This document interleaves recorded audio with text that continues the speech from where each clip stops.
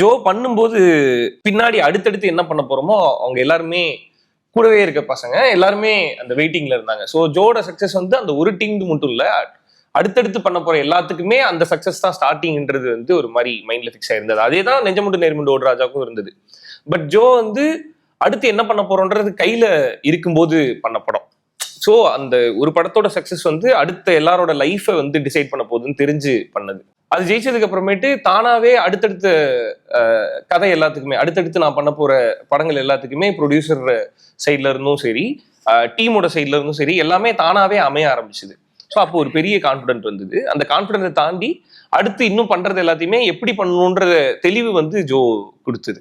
So இதுக்கப்புறம் இப்படி நம்ம ஒர்க் பண்ண போறோம், எப்படிலாம் ஒர்க் பண்ண போறோன்ற ஒரு ஒரு தெளிவையும் ஒரு கான்ஃபிடென்ட்டையும் ஜோ கொடுத்தது. ஸோ அதோட சக்சஸ்ல இருந்து ஐ மீன் சுனித்துக்கும் அப்படிதான்.